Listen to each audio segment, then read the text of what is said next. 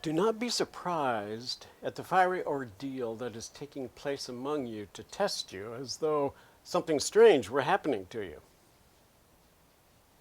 Peter's words. Fiery ordeal. I think it's safe to say that we are going through an ordeal at this point in history, a global ordeal. And it is much more fiery for some people than for others. That has become clear.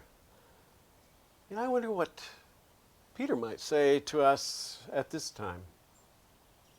And Peter speaks to the fiery ordeals that the early Christian communities were experiencing. William Barclay, the New Testament commentator and scholar, explains it this way. He says, it's Peter's view that persecution is inevitable. It is human nature to dislike and to regard with suspicion anyone who is different. The Christian is necessarily different from the man of the world. The particular impact of the Christian difference makes the matter more acute. To the world, the Christian brings the standards of Jesus Christ. That is another way of saying that he inevitably is a kind of conscience to any society in which he moves, and many a man would gladly eliminate the troublesome twinges of conscience. The very goodness of Christianity can be an offense to a world in which goodness is regarded as a handicap. End quote. Very interesting, huh? You know, in his high priestly prayer in the upper room, that last final night, Jesus prays for all his followers who will be left in the system that at that very moment is plotting his death and the elimination of his movement and his path. Peter witnessed that outpouring of hatred and angry power.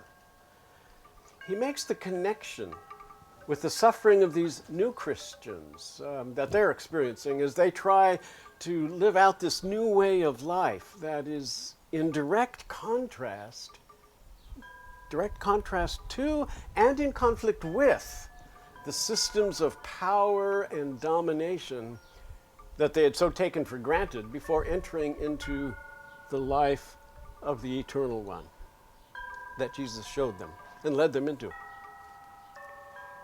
You know, it's also very important to note that the glorifying persecutions that Peter is talking about have to be in concert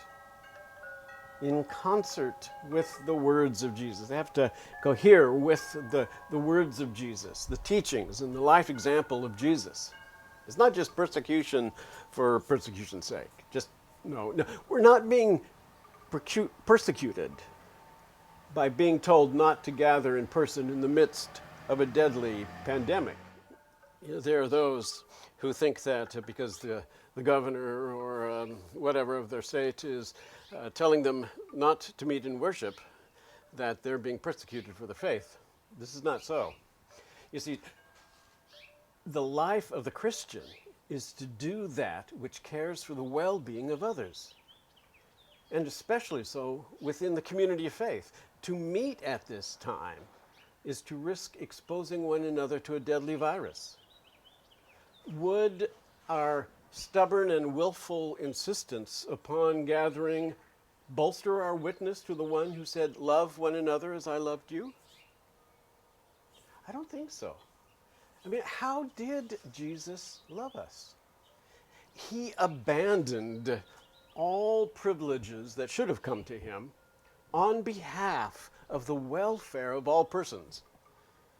Those churches that have opened too early or who met in defiance of the warnings and directives of health and governmental authorities have experienced outbreaks of illness and even deaths caused by the COVID-19 virus.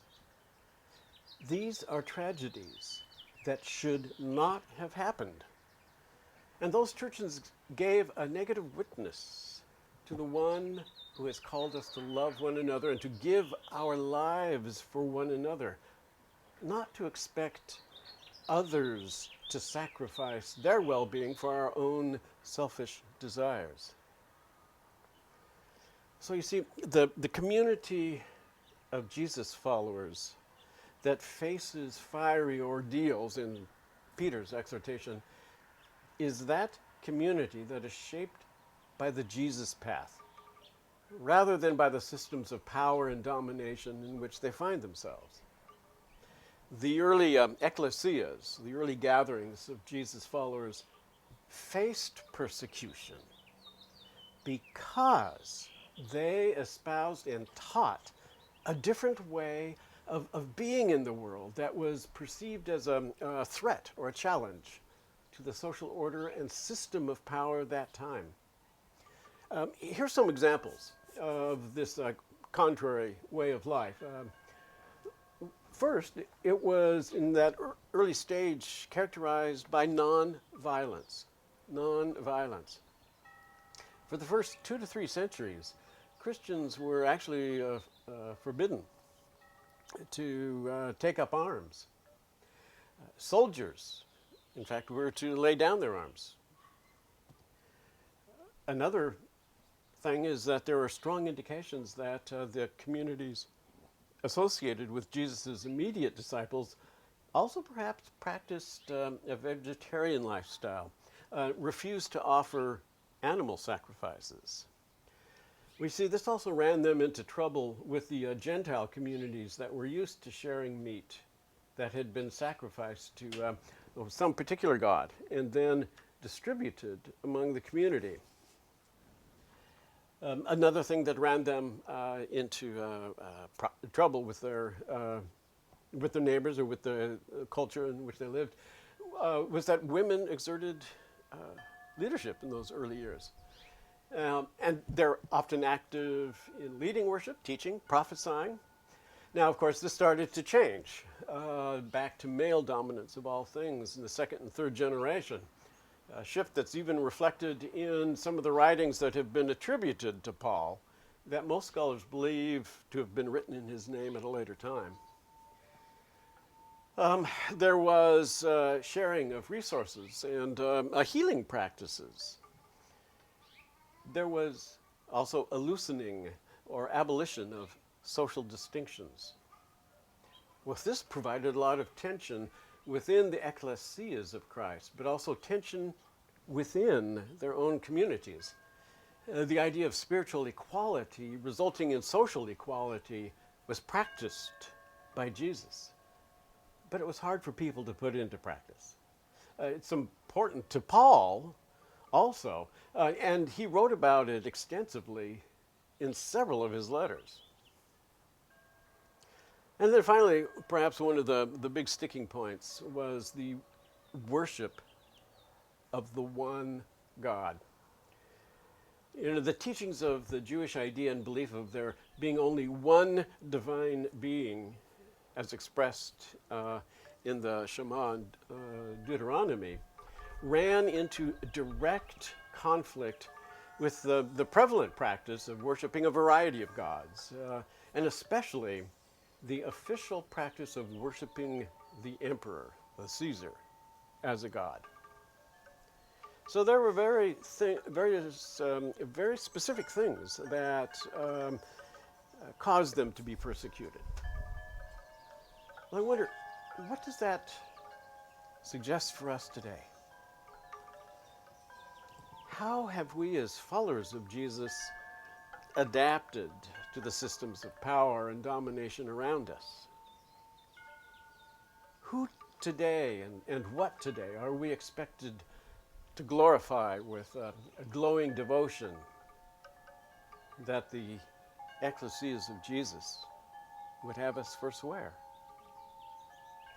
How can we walk the Jesus path in the 21st century?